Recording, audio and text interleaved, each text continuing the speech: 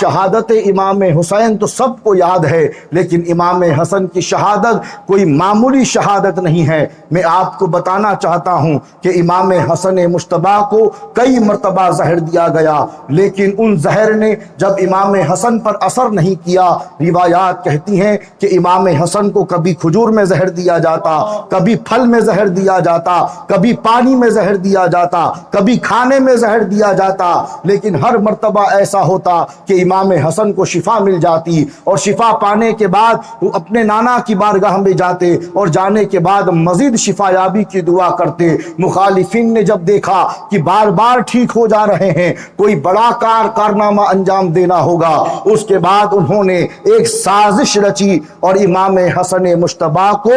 ہیرے کی کنی پیس کر کے پلائی گئی۔ وہ جو زہر تھا وہ ہیرے کی کنی تھی۔ کیا تھی بولو؟ ہیرے کی کنی کو پیسا اور پیس کر کے ہیرے کا چورا چورا کیا اور امام حسن مجتبی کو زہر کی صورت میں دے دیا گیا۔ روایات کہتی ہیں کہ امام حسن مجتبی نے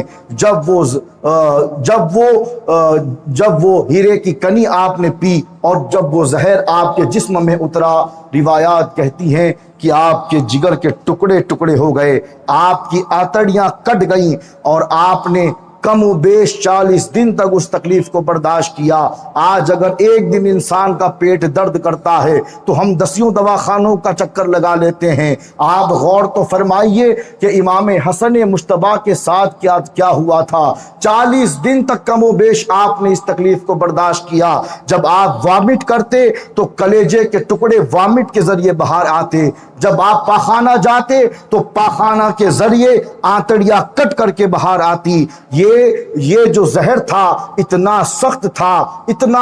تھا کہ اس نے فوری طور پر یعنی اس نے جلدی جان نہیں لی۔ اگر میں یوں کہہ دوں کہ امام حسن کو تڑپا کر کے شہید کیا گیا تب بھی غلط نہ ہوگا۔ مختصر یہ کہ امام حسن مجتبی کی شہادت سے پہلے جب دیکھا کہ وقت قریب ہے اور ان قریب امام حسن جام شہادت نوش کرنے والے ہیں، امام حسین آئے اور آنے کے بعد کہا، بھائی کیا آپ کو کسی پر شک ہے؟ امام حسن نے فرمایا کہ بھائی اگر جس پر مجھے شک ہے اگر واقعی میں وہی انسان ہے جس نے مجھے زہر دیا ہے تو اللہ کی ذات بہتر بدلہ لینے والی ہے، میں بدلہ لینا نہیں چاہتا، اور اگر میرا گمان کبھی غلط ثابت ہوا یعنی جس پر میں شک کر رہا ہوں اگر وہ نہ نکلا تو میں نہیں چاہتا کہ کسی بے قصور کی جان لی جائے۔ عزیزان ملت اسلامیہ،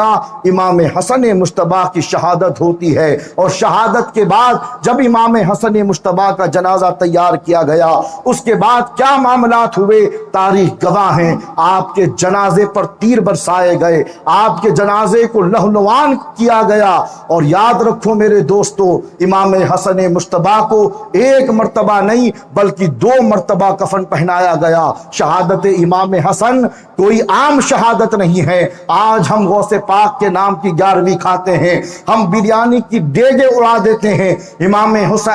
حسین کے نام پر ہم کھچڑوں کی دیگیں صاف کر دیتے ہیں، لیکن جب شہادت امام حسن کا وقت آتا ہے تو ہماری زبانوں پر تالے لگ جاتے ہیں، ہماری زبانیں خاموش ہو جاتی ہیں، اور ہم ڈرتے ہیں کہ کہیں تاریخ کے پنوں کو نہ الٹا جائے، ہم ڈرتے ہیں کہ کہیں تاریخ کے اوراق کو نہ الٹا جائے۔ میں تو یہ کہنا چاہوں گا اگر اسی طرح ڈر کر رہ گئے تو مرنے کے بعد اہل بیت اطہار کو کیا منہ دکھائیں گے؟ سچا قادری، چشتی، سہروردی، نقشبندی وہی ہے جو غوث پاک کے ذکر کے ساتھ ساتھ، غوث پاک کے عرس کے ساتھ ساتھ ان کے دادا امام حسن مجتبی کا دن بھی مناتا ہے۔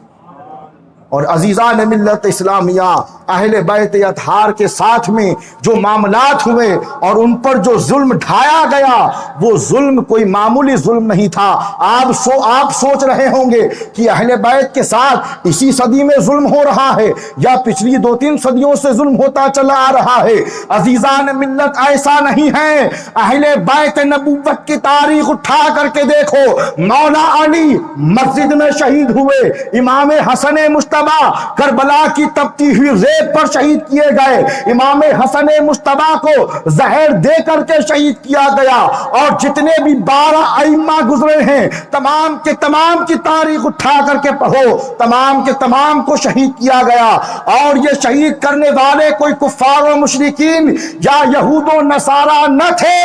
یہ سارے کے سارے کلمہ گو مسلمان تھے۔ اور امام حسن مجتبی کی ایک روایت کان کھول کر کے سن لو اور غور فرماؤ کہ ظلم کا عالم کیا تھا۔ امام حسن مجتبی نماز پڑھا رہے تھے، ایک شخص نے حالت نماز میں امام حسن مجتبی کی ران پر خنجر مارا۔ یہ روایت جو میں پڑھ رہا ہوں تفسیر ابن کثیر اور طبرانی میں موجود ہے کہ امام حسن مجتبی نماز پڑھا رہے ہیں، نماز پڑھنے والے بھی مسلمان، پڑھانے والا وقت کا امام، مصطفیٰ جسے چوم رہے ہیں، سونگ رہے ہیں، جس کے بارے میں فرما رہے ہیں حسن میری قوم کا سید و سردار ہے، وہی حسن نماز پڑھا رہے ہیں۔ دور خلافت مولا علی کی شہادت ہو چکی، ایک منافق آگے بڑھا اور بڑھنے کے بعد امام حسن کی ران پر ایک خنجر مارا۔ امام حسن کو اتنا درد ہوا کہ نماز سے فارغ ہونے کے بعد آپ نے لوگوں کو مخاطب کر کے کہا، اے لوگوں ہماری قدر و منزلت کو پہچانو، ہمارے بارے میں غور کرو، ہم وہی ہیں جسے مصطفیٰ کبھی چوما کرتے تھے، کبھی مصطفیٰ جسے چوما کرتے تھے،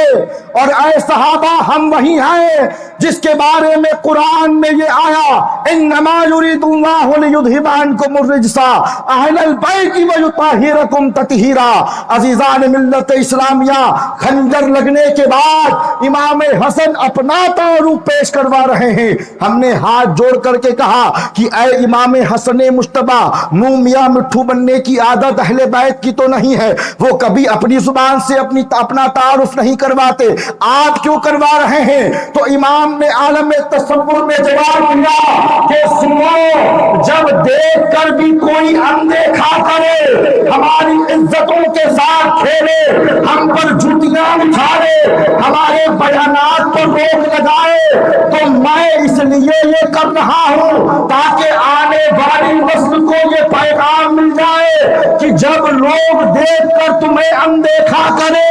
تو تم حسن کی سنت پر عمل کرتے ہوئے منبر سے اپنے فضائل کرنا شروع کر دیا۔ آج جو سادات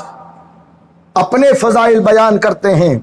اہل بیت اطہار کے فضائل بیان کرتے ہیں، کہا جاتا ہے کہ دیکھو سید ہو کر خود اپنے منہ سے اپنی تعریف۔ میرے دوستو، جب وقت آ جائے تو امام حسن نے بتایا کہ اپنا تعارف کروایا کرو۔ 22,000 میں ایک تو حر ہوگا، 22,000 میں ایک تو حر ہوگا، اور ایک حر بھی اگر تمہاری طرف آ گیا، ایک حر بھی اگر تمہاری طرف آ گیا تو تمہارا بولنا کامیاب ہے۔ عزیزان ملت اسلامیہ، ان حالات میں یہ جو کانفرنسیں ہو رہی ہیں، یہ جو پروگرامات ہو رہے ہیں، یہ جو اہل بیت اطہار کے ناموس کے لیے آل باہر نکل آئی ہے، گھرانہ باہر نکل آیا ہے، یہ وقت کی اہم ضرورت ہے، کیونکہ اس دور ناسبیت اور رافضیت میں اعتدال کی راہ اگر کسی کے پاس ہے تو الحمدللہ وہ ہم اہل سنت و جماعت ہیں، ہم اہل سنت و جماعت ہیں۔ تو عزیزان محترم، امام حسن مجتبی کا دن ہے، کل اپنے گھروں میں فاتحہ کا اہتمام کریں، ان کا ذکر کریں، ان کی تعلیمات پر عمل کریں۔ السلام علیکم ورحمۃ اللہ وبرکاتہ۔